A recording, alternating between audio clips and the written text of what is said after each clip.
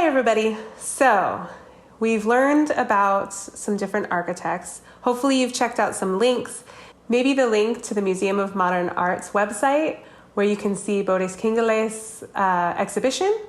Maybe you've checked out some videos on Gaudi or Zaha Hadid. Hopefully you've gone on a walk, maybe looked at some nature, maybe even saw some nature in your own house. I've got a lot of plants around. And you're inspired to make something out of the things around your house. So the part of this assignment that comes from Earth Day is that your challenge is to only use things found in your recycling bin or that you would throw away. Recycling's great, but all of the stuff that you put in your recycling bin gets taken somewhere else. And sometimes they have to put it somewhere until it can be used. And oftentimes that's a landfill. Even if it does get recycled, it takes a lot of energy to recycle that thing. So if we can save things by reusing them or using them more than once before throwing them away, it saves all of that energy to recreate a new item from an old item. So that being said, celebrate Earth by making some art from your recycling bin. I've gathered a lot of weird things. Things that I thought were really beautiful, like this coffee bag or this lovely box where my face masks came in for my birthday. Some of the things are things that we have all the time, like a box from Mints or a toilet paper or paper towel tube. Some of the things are simple cardboard boxes. Or because I planted my garden. Some of the things are really beautiful because they have images on them. So I've saved up a bunch of things from my recycling bin, as well as pulled aside some materials that are going to help me build my building. Your job is to build a building, a model of a building, like an architect would when proposing that they want to build something, out of things from your recycling bin. You might think, I don't have anything that will help me with this. I don't have glue, or I don't have tape, or I don't have the right kind of tape or right kind of glue. I'm going to show you a couple tricks in this video to how to make it happen. But before we do that, let's think about the other parts of the challenge. So you need to transform the items in your recycling bin into something new, a model for a building. And I want it to be really hard to tell what you used from the recycling bin. So when I look at it, if I have this box of toothpaste and I just add this to the top, I still know what these two things are. I know this is a box from my toothpaste and I know this is from my toilet paper roll. But if I transform it by adding other fabrics or textures or even some different types of paper, it will transform it and we won't be able to tell what it is right away. The other thing about your challenge is, can you do that without paint, without markers? You can use paper, but I'd like you to try to not use markers and paint. If at the end you would like to do that, that's okay too, but try to do it without. So thinking about different types of paper that you have in your house. You have cardboard. There's lots of different types of cardboard. Some cardboard is called corrugated, and the corrugated is the wiggly line in between two layers. So there's actually 3 pieces of paper here to make it extra strong. Corrugated cardboard only really folds in one direction, and it's much stronger than other cardboards. Some corrugated cardboard still has the wiggly line in 3 papers, but is much thinner and easier to bend. And then there's cardboard that doesn't have any corrugation at all, like your cereal boxes. All of these things can be really helpful, but corrugated cardboard with the big wiggly line in the middle, there's something that we can do, and I'm going to show you how that works. The first thing I'm going to do is I'm going to get a paintbrush, but you could use a paper towel or a dishcloth. And I'm just going to wet the top, and I'm going to let it sit for a couple minutes, and we'll come back to that. The other thing you can do with cardboard is think about the direction the corrugation is going into.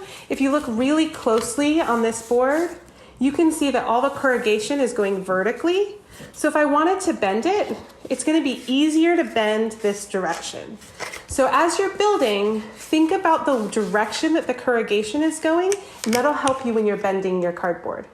The other thing that you want to think about is how to cover up or disguise what your original object was. Kingelis often would keep the name of something. If he thought that that building might actually be the headquarters of Sensodyne toothpaste, he would keep the name on the side, but he would cover up other bits like the nutritional facts or the diagrams about how toothpaste works, because that doesn't make it look like a building. You could use paper to cover those up. Like I have a lot of papers like this. Or you could even use things like the insides of a chip bag, which oftentimes are shiny, which I like. Or even the outsides of other more shiny reflective materials, and cut them to fit along the outside. So if I was going to do that, I could use tape, and I could even add tape as part of my design when I'm doing that. But I might want to use a marker or pen when I'm lining it up to trace where my cut mark is going to be before I cut it off. So I'm going to cut this out.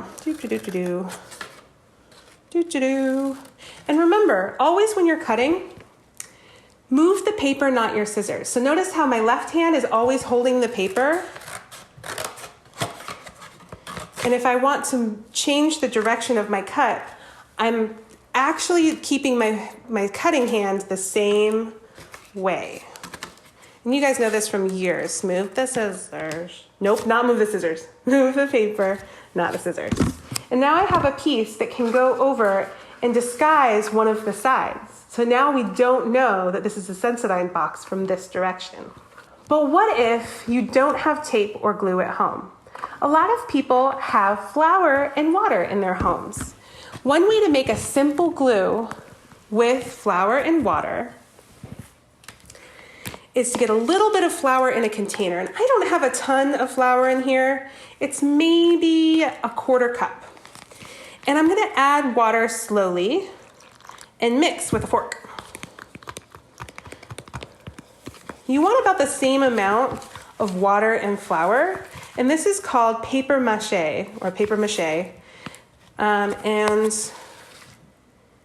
it's really good for adding things on, and you've probably used it somewhere else in your life, or maybe your parents have used it in a project before. But I'm just going to keep on mixing until it's a smooth, kind of like yogurt consistency, maybe a little bit runnier than yogurt.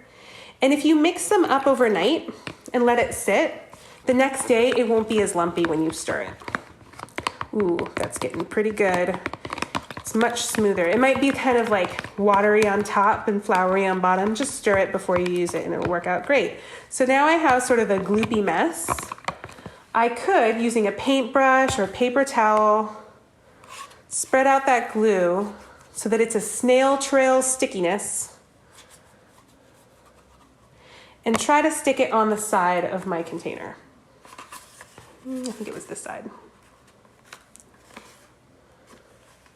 And it stuck. Anytime you're using glue, tacky glue, which is my favorite, Elmer's glue, or even paper mache glue, you want it to be shiny, like a snail trail, but not goopy or puddly, because then it takes forever for it to dry and it doesn't stick as well.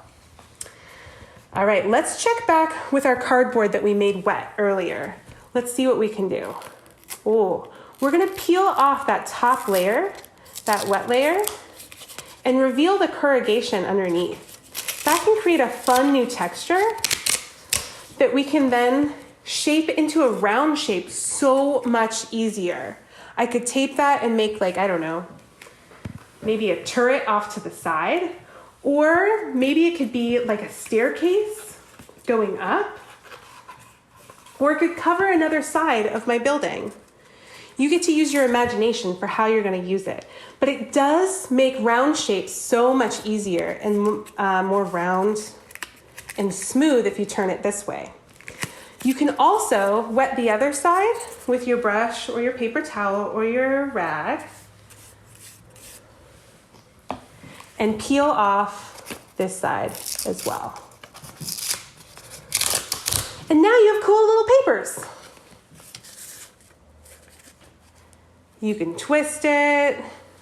Think about other ways you want to use it. Another thing that you might want to use is plastic that's been molded to carry something that you were buying.